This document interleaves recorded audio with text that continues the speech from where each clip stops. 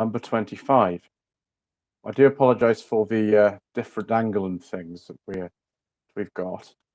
It's just the way that it's actually gone.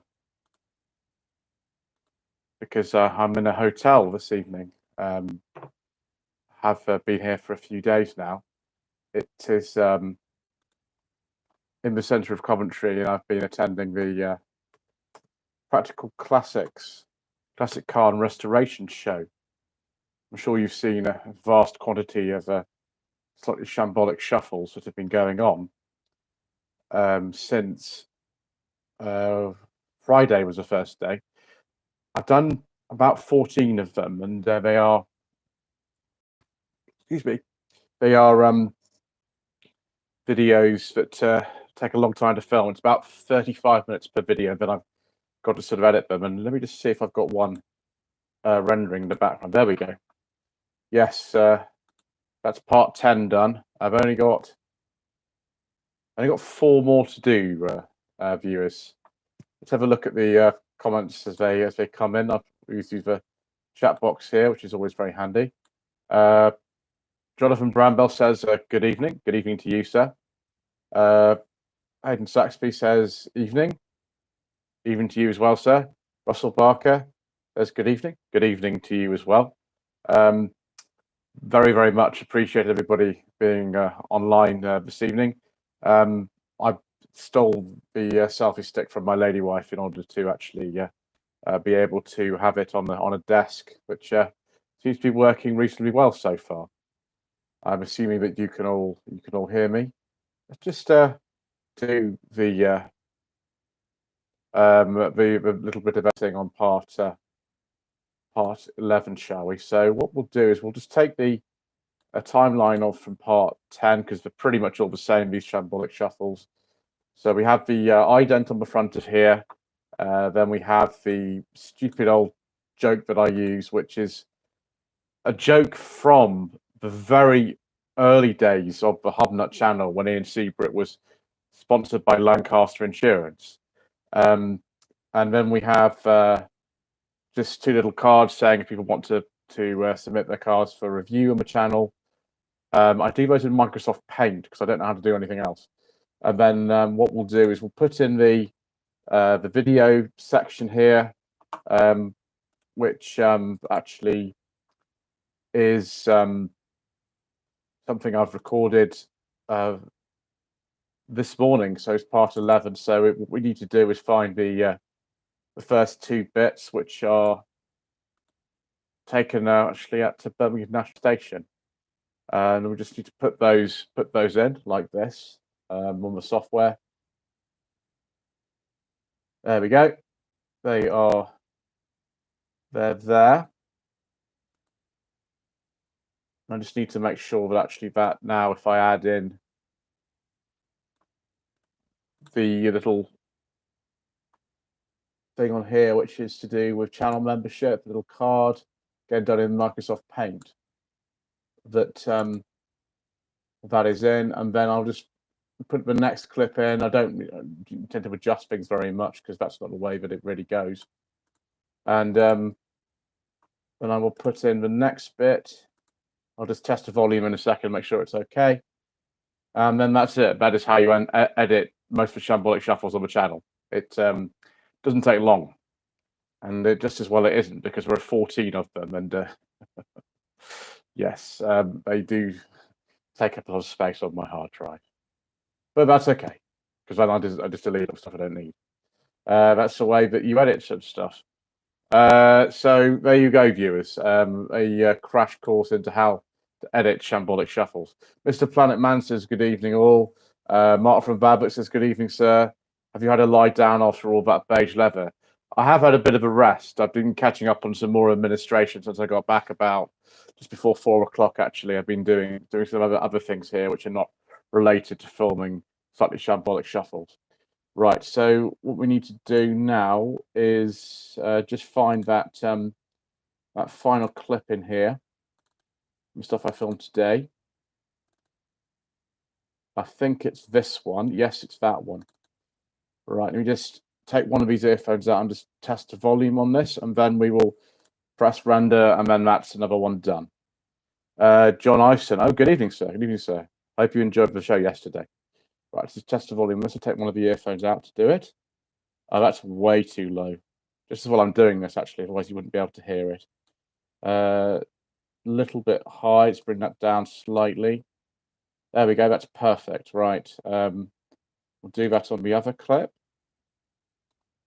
as well. Let's just test the volume of this.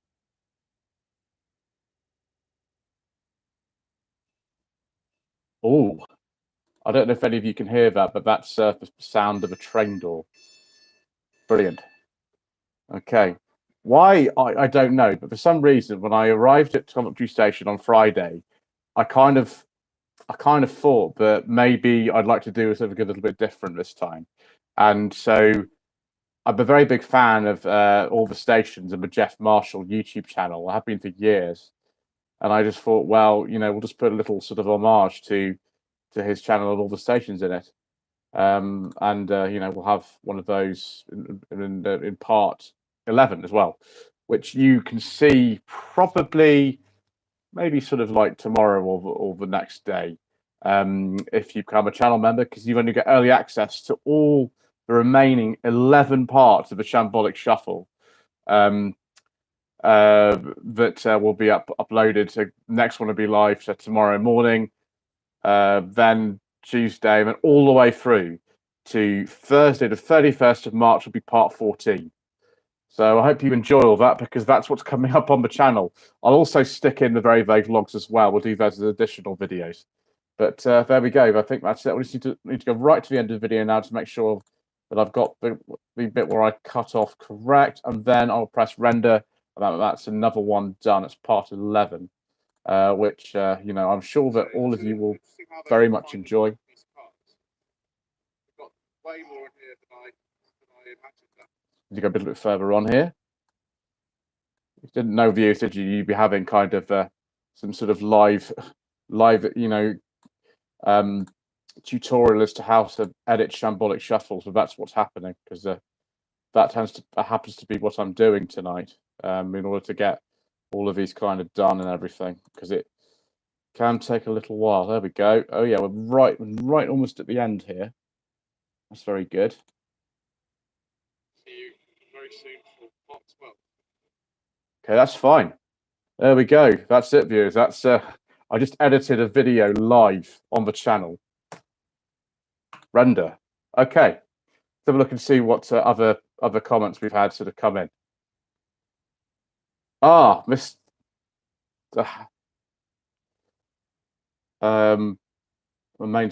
gone blank for a second. Mr. Harwood, that's it. I do apologize, Mr. Harwood. Mr. Harwood, good evening, sir. Oh yes, Danny. Good evening, sir. How are you? I need to get the bluebird for you soon. Yes, I had the trip to see Stan cancel because the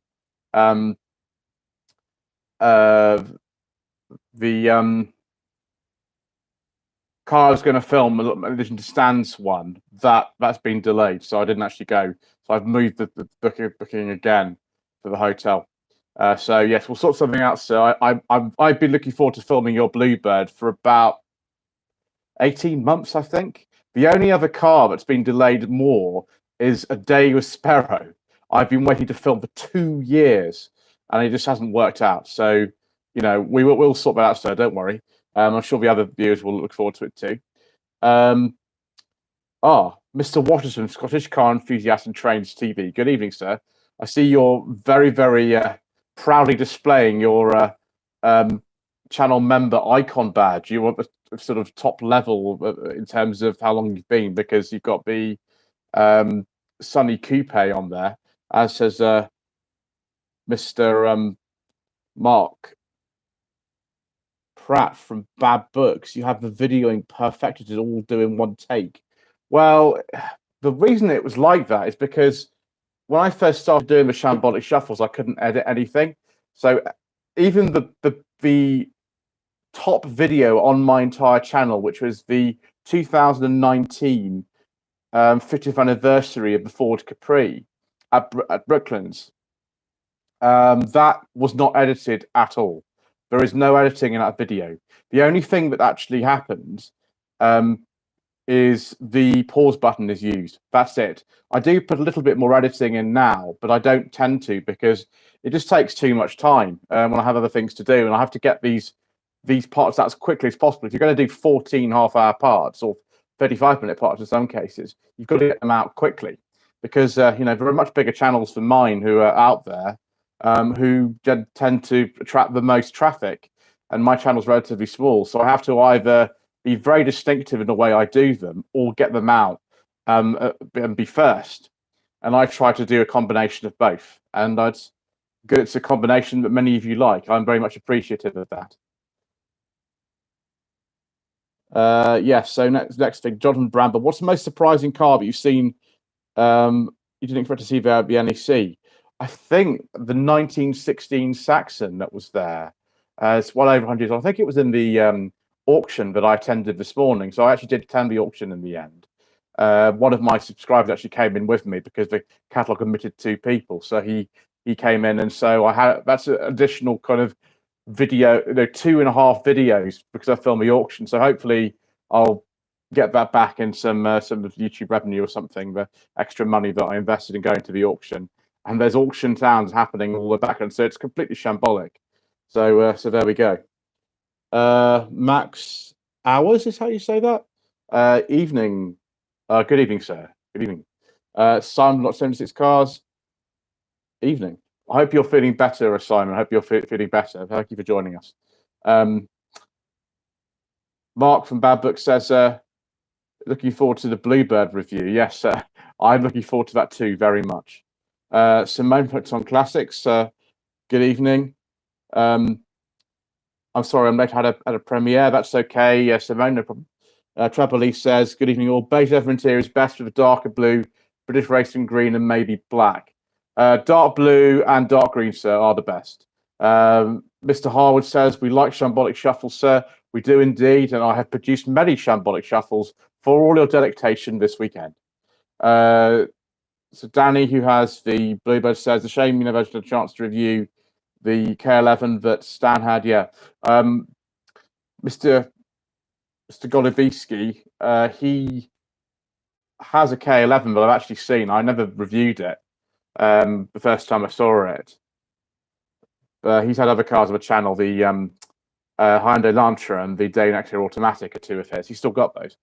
But he has had to change the daily car because the micro went bad. It went bad, viewers. It just, yeah. It's a bit of a shame about that, actually.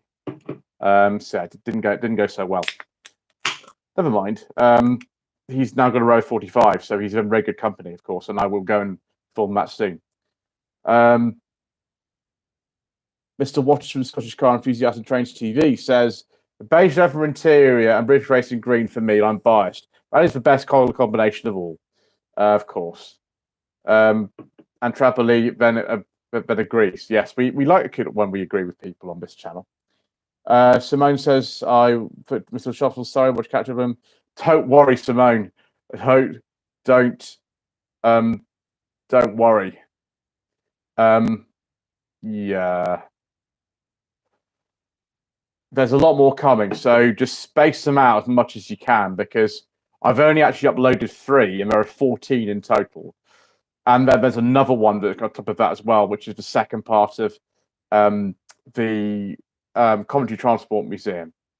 So that will come out actually after. Unless you're a channel member. If you're a channel member, you can have early video access to virtually everything. I haven't uploaded everything yet because I haven't got around to it. But it's going to happen. Paulie Galtieri. Good evening, sir. Thank you for joining us. Max. Always. Thank you, sir. Yes. The MGF, which you would have seen on No Budget Review, actually belongs to Max, and he works at DMGRS. He very kindly helped me out with some parts for my Row 45 V6, which is very kind.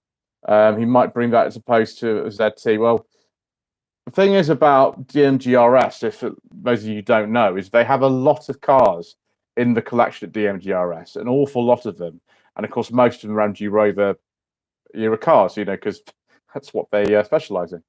So yes, it's obviously that is absolutely fine. Ooh. Mr. Waters from Scottish Car Enthusiast and Trains TV says that there's only 71, sorry, there's only 118 Rover 75s in British Racing Green with boat ever interior. Very good.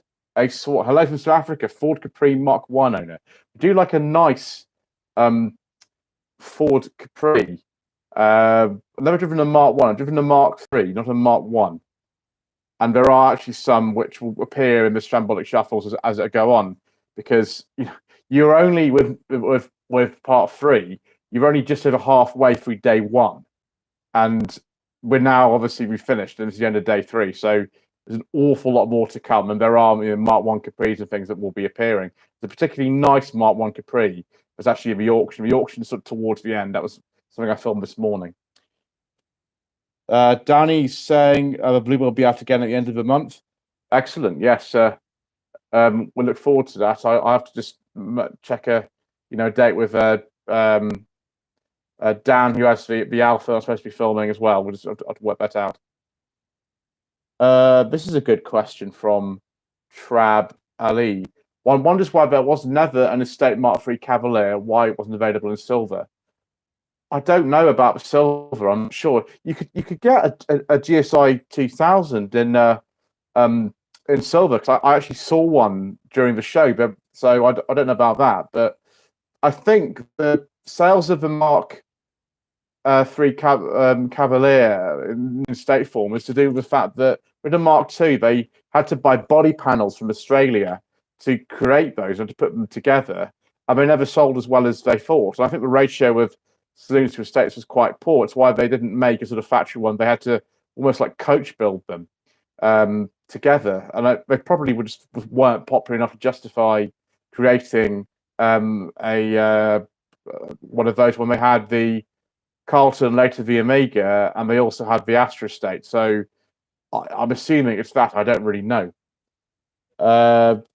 Simone says, I got rather upset on Friday. I was due to attend a classic car meeting and found my Cortina's front bearings are failing and the rear axle is knocking. I can't go anywhere. Oh, Simone, I'm so sorry to hear that. That's awful. Maybe I need to put you in touch with Mr. Coleman, and maybe he can give you some advice, some expert advice. He's rubbish mechanic, but that's a bit known. Of course, I am the ridiculously rubbish mechanic, and I can't give any advice about that at all. Max is listing his collection of MG Rover products. Actually, no, this is the DMGRS collection. So this is 2 people, 5 ZSs, 1 ZR, 4 ZTs, 2 75s, 3 TS, 1 F, 2 45s, and 1 25s. A bit of a mess, and there's other cars as well. Actually, those are just the MG Rover ones. Yeah, that is interesting. So Max has already very kindly offered me to drive some more of the collection, sort of towards the warmer weather and things. That's very nice. Paulie Galtieri, yes, this is really, really a good point here. The turquoise Jaguar XJS that you would have seen, I think that's in the first video actually, was very nice. It had a base leather interior. They couldn't have actually lined those cars up at the auction fence better for me. Not at all. And it was a very nice moment. But fortunately, there are other cars which are nice in the video. It's not just those ones I saw. And having actually been round the entire auction that you will see in parts, I think 11, 12, and 13. I hope that will be satisfactory for all of you. Dave, hello, Dave. Additional to the Vauxhall estates, the Carlton estate, and that's to fill the gap, leaving the Cavaliers car for reps who apparently hated the states. Okay, that's a good answer. Oh yes, Max clarifies it's not actually 2 people, it's three people that collection MG Rover cars is. Yes, that's a good point. Party Pooper. My father owns a Mark 1 Ford Cortina. His father bought new. Wow, that's amazing. That's brilliant. There were some Mark 1s actually there. There weren't many actually. Can't remember how many Mark 1s there are as opposed to like Mark 2s and 4s and things. So yeah, there we go. Yes, Simone just pointing out that she has a Cortina Mark III estate, which she does, and at some point, hopefully, when it's working a bit better, then we'll go and film that. Terrain's very kindly said I could do that. Simon.76 Cars says the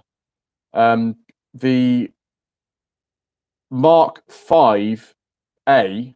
Only correct me with this. It's an A, not a B. The Mark V A Escort estate you would have seen in part 2.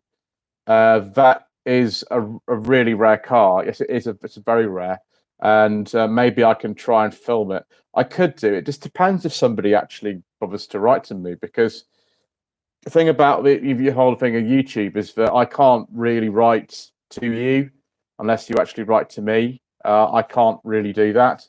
So if somebody directs me in a way they can get a hold of me, then that's why I have the email address and virtually all the videos, because it's the only way I can get in touch with people. Yes, Mark's making a good point. Bad books. I'm a rep. And my older colleagues hated estates. Probably the poverty ones, which were the worst. But most reps now have estates. Yeah, estates are getting rare now. There's not actually that many of that size, sort of Mondeo size cars that have estates anymore. I know the Insignia was one of the ones that dropped, but up that recently. Simone says, love to drive an MGTF. MGTFs are absolutely brilliant cars to drive. Having driven 2 of them, they're just fantastic. I really, really, really enjoy them. Traboli says it's talking about the Mark III Cavalier estate that never was. It lost a big chunk of the competition out of the market, because all the competitors had estate variants, up the Sierras and Mazda 626 and all that kind of stuff. A lot of people says nice. Yes, we do actually think things are nice. It's a good thing to have, nice things. Doorbell Buster 2011 says, I miss things like the Mark III Cavalier. Yes, I had a nice time in a Mark III Cavalier actually last year on No Budget Reviews. It was a very slow one. It was a 1.6 classic, which I'm told doesn't exist, but that was the one I drove, so I don't know.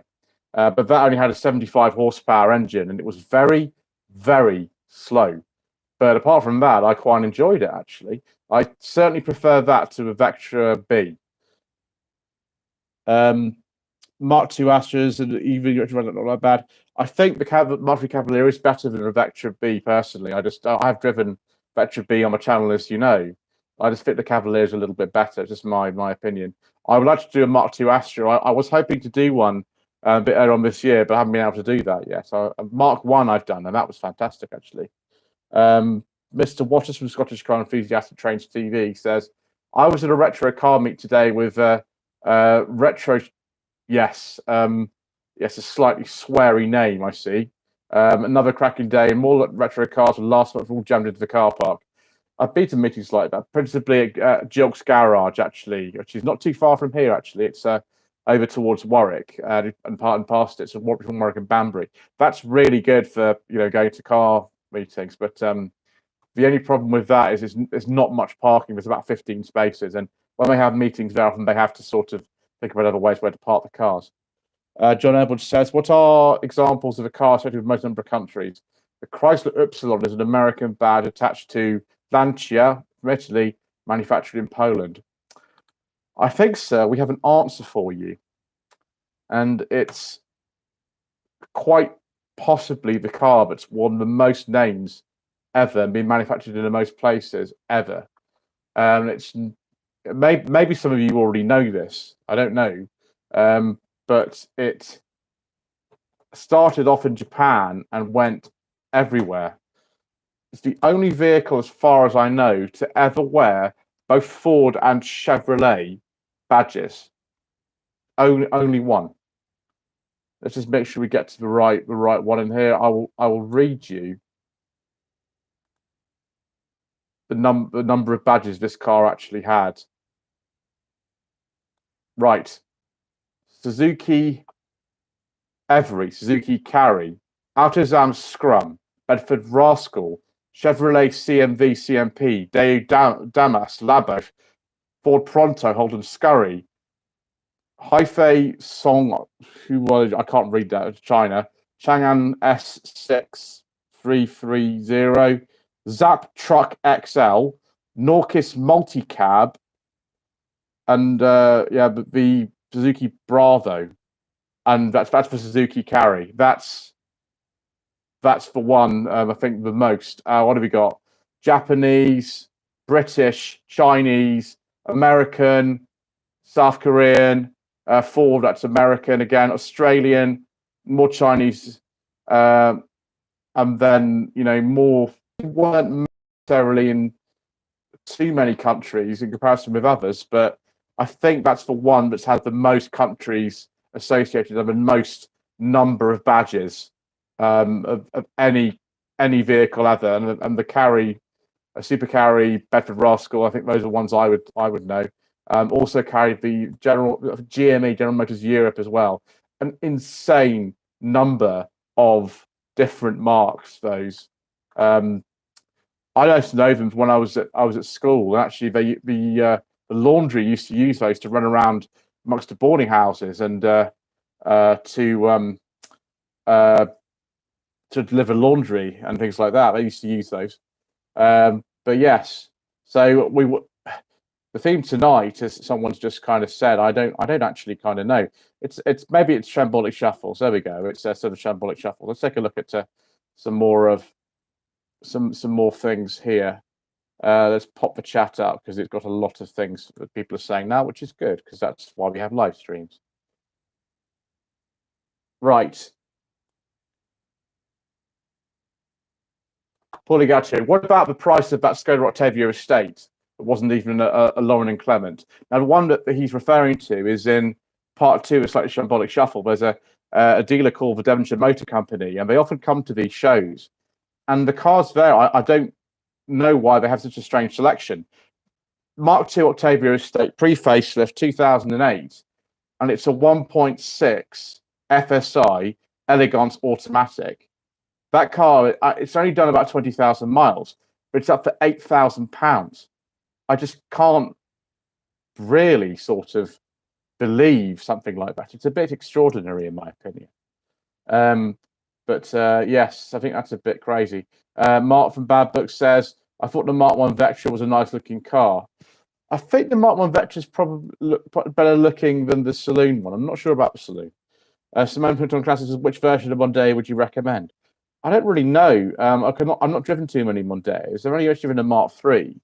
And certainly with a Mark III, I would avoid the 2-litre Mazda engine and also the automatic gearbox. Other than that, I don't know. The Mark 1 and Mark II Mondeos are quite rusty now in general, and a lot of them went to the banger track. So, yeah, it's a bit tricky. I don't know about the Mark 4s and Mark 5s. Maybe somebody else can sort of actually inform me better about those. Trabelli says, all that's actually a lot of problems. I had 3. Yeah, Vectras did have a few problems, I think. Doyle Buster 2011 says, one thing to get to there was a Rover 400 Tourer in the 1990s. Yeah, made from 1994 to 1999. Mr. Richardson from Viewership just acquired one of those for his channel. So there we go. We might have a go at one of that at some point. Chambers 101 says, good evening, sir. Dave K says, it's about I think this is to do with the Mark III Cavalier and Vectra. The quite attractive estate variants of the Vectra B weren't massively common, though, as I've cast my mind back to the late 90s, early 2000s. I think something like this, sort of Mondeo and the Vectra, the estates were always rarer than the standard hatchbacks or the saloons for some reason. Buster 2011 makes a good point. So when the later 400 HHR came along, there's no estate. And when the 745 came along, the Honda Civic Area deck was still available for a while. The thing about the 400 HHR and the 45 is you can actually make an estate version. You just need 2 cars. You need to put the front panels of a 45 or 400, depending on your preference, on the front of the Civic Area deck. There's actually been quite a few people who've done that. There is a 45 that was converted from one of those, which was owned by the Vicar of Longbridge for many years. At first, it was a pre-facelift, and then it was a post-facelift. and Craig Cheetham, who's a you know a well-known name in the Air Online world, if you know what Air Online is. He's actually done one of those as well. I think he's put 400 HHR front panels onto a Civic Aero deck, and it looks quite good actually. Yeah, again, Chambers 101. It was something like I don't know, shambolic shuffles, something like that. Trabber Lee's still talking about a Mark III Cavalier. I think we'll skip over kind of that discussion. I think that's probably come to an end now. Steve Connaughton says, after having a few lovely Cavalier CDIs, I had to drive a horrible 1.6 59 brake horsepower Cavalier. Left hand was mostly on the gear stick. Was that a Mark III or a Mark II? Mighty Cat Mod says, good evening all. Good evening, sir. Alligator Software. There's a problem with what you've written, I'm afraid, Alligator Software, is we don't talk about diesels on this channel.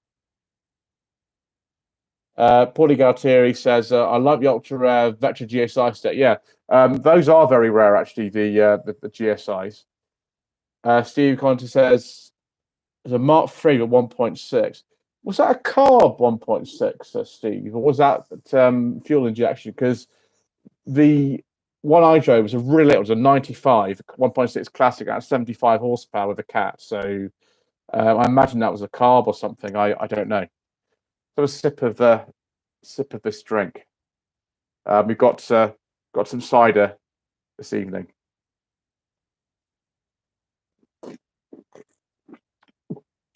Mark from Bad Books is talking about there was a marina at the NEC. Yeah, it's a 73 or 74, I think. That's very nice, that one. Very, very, very nice. It did look very nice. I think we'll probably see that again at some point. And I can't remember what part it's in, to be honest. Mr. Waters has made a very, very good point here. But we don't just not talk about diesels on this channel. We don't talk about Prince engines either. Prince engine, particularly the early ones, are not very good. Steve Coynerton says the Mark III Cavalier 1.6 single point injection. I'd have to actually look at my notes of that and see what power output those were. Certainly one I drove was 75, but there could have been a 60 as well. There was a 1.4 before the facelift too. Mr. Chris James, who owns the Rover Cabrio that used to be on the Furious Driving channel, says good evening. Yes, so thank you, sir. We had a nice little chat, and I managed to film the car yesterday. So I can't remember what part it's in, about 7 or 8 or something. I can't remember. I've just done so many of them. I'm afraid I really don't remember, viewers. DPN TV. Oh, good evening, sir. Enjoying the walk around. It's not really a walk around, sir. It's a shambolic shuffle. There is kind of a bit of a difference between walk around and shambolic shuffle. So that's quite a major difference, really. Oh, excuse me. I shouldn't drink this so quickly. Oh,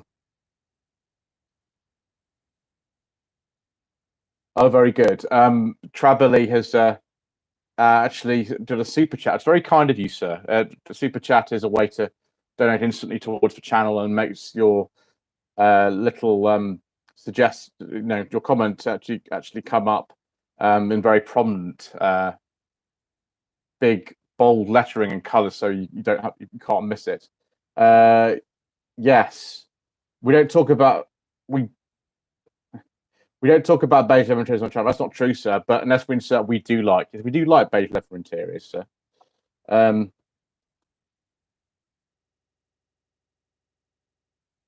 So yes, Practical Classics Restoration Show did 3 parts uploaded, 11 parts edited, and 3 parts to go to edit, and then 11 to actually go live. So loads, unless you become a channel member, in which case you can have early video access to many of these parts as well. Door Bus 2011 says, I love this channel. No forbidden fuel, no Prince engine, list of growing. I'm afraid, sir, that we've had no forbidden fuel and no Prince engines for a considerably long time on the channel. I think it's at least 18 months we've had that. Forbidden fuels from the first video 900 videos ago in 2018. That's just the way that it is. Mark from Bad Book says the 3 times Mark IV Cortina S's, they weren't all 2-litre S's. One was a 2.3 actually. I think more than one was. Sam's dad always says, hello, sir. Hello, sir. Paulie Galtieri says, we don't talk about Shane Ritchie on this channel either. I don't think we've ever talked about Shane Ritchie on this channel, to be honest, sir. Unless we talk about Minder, in which case we avoid talking about the Shane Ritchie series entirely. James 101 says, "Are you telling me?" Yes, I'm in a hotel room in Coventry because I've been sort of doing some editing here, and you know, I don't like to sort of try to get home after having a very intense few days. I think walking around doing 14 videos of sort of 30 to 35 minutes each. So I tend to sort of stay overnight just so I can recalibrate before I go down the next day when it's a bit quieter. John Edwards says, regarding estates, would you say the Skoda Superb Octavia has replaced the Volvo family in terms of the first choice of the segment? I think with the Volvos, they do still have them, but they're a lot more expensive. Volvo estates were never cheap, but I think they've kind of positioned themselves a lot higher now. And so something like a Superb or an Octavia, which is very capacious cars, and they're very sensible generally, they probably have the same sort of appeal as something like a Volvo estate might have done at the time, say 30 years ago. David Ruan says, how do you like Jeff's California? Jeff buys cars. I actually did a video with Jeff yesterday. We did a very long interview, actually, about 47 minutes. And if you want to go and see that, I talk about all kinds of things. I talk about how channel started, how his channel started, how I source cars for clients, what criteria I use, why you should not buy a really cheap car as a daily car unless you know what you're doing, what sort of clients my car's like, all kinds of things. If you want to have a look at it, then you can see that on Jeff Buys Cars channel. The thing about that as well is that the car was really comfortable for interviewing. I could have sat in that all day, particularly because I've been walking around. I've done 5 videos so far that day, lasting 35 minutes each, and I walked obviously to the station where I am in Coventry, then walked from the station to the NEC. It's not too far actually. It's not too bad. Not as bad as walking from the car to the actual centre of the NEC. That can be up to like 1.6 miles to walk from the car park to there. It's such a long way. That's why when I'm on a train, it's a lot less walking. It's also a lot cheaper because a return train ticket from Coventry to Birmingham International is £3.20 off peak, whereas parking at the NEC is something like £14 a day, and there's always queues going in and out. Simone, yes, unfortunately Simone couldn't go to the NEC, which is a shame. I think you might have enjoyed it, Simone, but it is expensive and things. So it's a long way. John Edwards says, we do like dark green paint and a beige leather interior. Yes, we do. Very much so. Dave Chaos, a very good question. Have I revealed my favourite car as stand at the NEC Restoration Show? I don't think I have, actually. I'm not sure I kind of have one favourite car or stand, to be honest. I've someone I really liked, but yeah, there we go. Mighty Catmod says, here in Germany, much also stop talking about forbidden fuel. Yes, stop talking about it immediately. Having been about 20% cheaper for years, it's now more expensive than E10. Interesting. Yeah, that's always been more expensive than unleaded here. It's been for years. Corporal Macklin from Macklin's Motors is online. Good evening, sir. Paulie Galtieri says, I've been binge watching really old episode of Top Gear, 80s, 90s, before it all went downhill. Who was your favourite presenter? Favorite presenter, I always say, is probably William Woolard, because we do like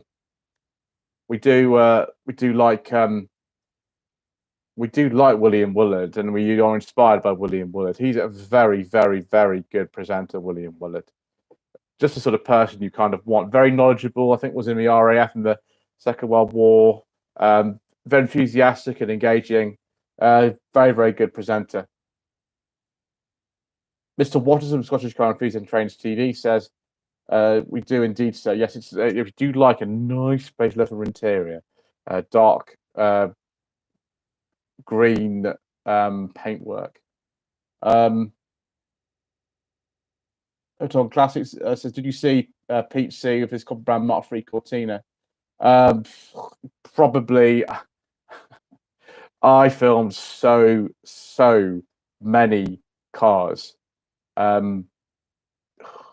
Yeah, probably. I filmed probably all the cars that were there in 14 videos that lasted 35 minutes each. So probably, but I did see him actually walking around filming because he's wearing a Cortina City t-shirt. And yeah, so I never met him before. I did see him though. The Cortina City t-shirt was a giveaway, but he didn't actually interact with me because I was filming at the same time, so didn't actually talk to him.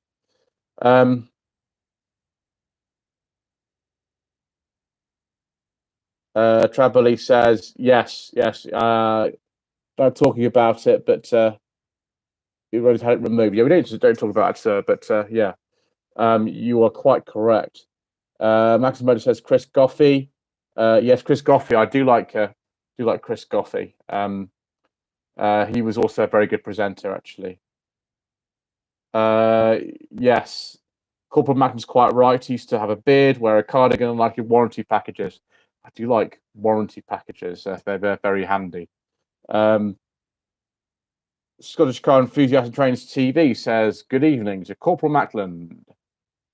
Chambers 101 says, good era of Top Gear. My mother filmed Top Gear's Tony Mason off-road event in 1993. Wow, that's interesting. Yes, he used to go and do all that sort of thing, didn't he, Tony Mason? Doorbell Buster 2011 says he reviewed the Proton 1.5. Yes, I've owned one of those myself. I've owned Proton 1.3 actually. Yeah, known as a Saga often these days because that's the home market name for them.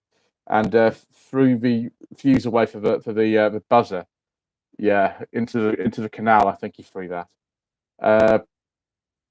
Chambers one, yeah, it was Top Gear. I think I understood that. Trampoline, Wooler was the best, yes, and we do like Woolarding on this channel. We do a lot of some Tweed Jacket reviews. Steve Cornerton, sure had a weird 87 registration metallic blue Maestro 1.6 Vanden Plas. I do like a nice Vanden Plas Maestro, viewers. I had one of those on No Budget Reviews in 2020. Fortunately, that's been sold now, but yes, it even had a Digidash in it. I prefer the later ones actually without the Digidash, but it was a bit special that Maestro Vanden Plas. They're very, very, very rare. With an EFI spoiler, I take it that's off the MG version. Yeah, I've never seen a Vanden Plas with an EFI spoiler on it. Mr. Watson, Scottish Car Enthusiast Race TV says, this is why I like the shambolic shuffles. We get round everything. We often sometimes do miss a few things. We don't necessarily get everything. If people, I go to a show and people take their cars away before the end, obviously I don't get everything. But yes, we try to get as much as possible. Favorite Top Gear presenter would have been Vicky Butler Henderson. Yeah, it's good. She's very good. Tony Mason, yes, and then Michelle Newman, who always has these really weird vowels. Like she always says things differently from everyone else. These really weird vowels. I don't know why. It's really amusing. Mark from Bad Books says 90s Top Gear. Lady X Ride drives very good. Do you mean Vicky Butler Henderson? Is that who you mean? I don't think she did rally driving. Penny Mallory was on a different show. I think it was called Driven on Channel 4. Simone, like 90s Top Gear. I think that's where a lot of us got started in the automotive world, watching 1990s Top Gear. I well remember the title sequence that came out in about 88 and then lasted till, I don't know, 94. That's the one I remember the most. Paulie Gatto says Quentin Wilson was good. Quentin Wilson was probably good at the time, but he kind of seems a little bit creepy now. It's really, really weird. Like the sort of weird puns he kind of has, just for sort of demeanor. He's a little bit kind of shifty at the time. He's sort of, I think he's kind of sort of mellowed a bit now, but he just seemed a little bit sort of creepy in hindsight for some reason. I don't know why. A bit weird. Yes, Mark has made a point as Penny Mallory. Yes, Penny Mallory then went on to do a show called it wasn't Used Car Heaven. What was it? I forget. With Jason Dorr. I can't remember. I'm afraid that was on sort of Men and Motors or satellite TV or something. I can't remember. James 101 says, my father used to record all 4x4 tests. Yeah, there are quite a few ones. I was actually watching one the other day. It was a Sanyong Musso versus the Vauxhall Frontera. It's quite interesting because I'm quite partial to Sanyongs. We actually own one of those. Simone says, do you remember Cars a Star? Yes, I remember the Cars a Star very well. They actually are quite light often on the actual information. They tend to not be very good at sort of like the for later model. They talk about the development of the car a lot, but don't focus so much on the incremental developments. Doorbell Buster 2011. Jason May was also an old Top Gear. Yes, I don't know if the first review was a 75. It actually might have been another car. I think he said that, but I'm not sure. Somebody will actually tell me, I'm sure, but I'm not sure it was. And you're right, Jason Dorr and Penny Mallory were in a show called Used Car Roadshow on ITV4. It was about 2004.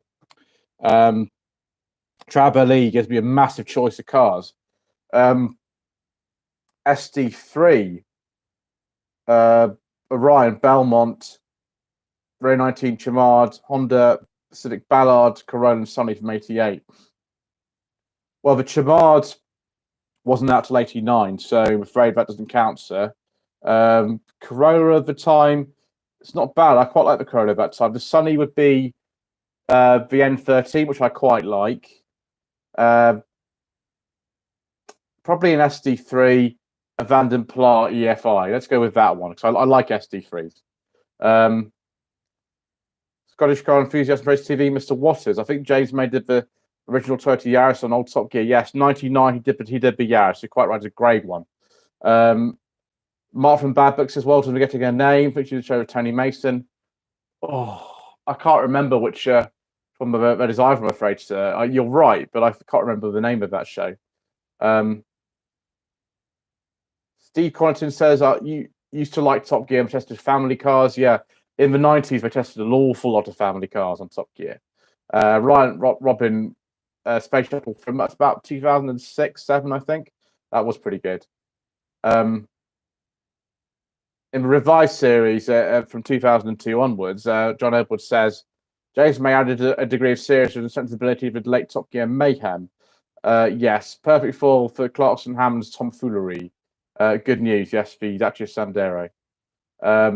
Trabelli says, Orion 1.6 injection gear. That's not bad. That's pretty good. I think that would be also a good choice. Mark from Bad Book says, can't remember about that show. That's not a problem, sir, because neither can I. Right. Do we have any more questions, or is it time for us to finish? Because I think I need a little bit of a rest now from much shambolic shuffling. There's no more sort of questions. I'm very appreciative of all of you joining me this evening. Somehow the Premier Inn Wi-Fi has held up remarkably well during the course of the evening. Thank you for tuning in to a slightly less professional live stream, episode 25. If you aren't already subscribed to the channel, then I'd really appreciate it if you should to join the channel and contribute toward us on a monthly basis and get early video access. Then please feel free to do so, but please don't be under any obligation, of course. And we shall see you again soon. Probably in 2 weekends' time will be the next live stream. And don't forget to watch all those shambolic shuffles, because there's many, many, many more coming.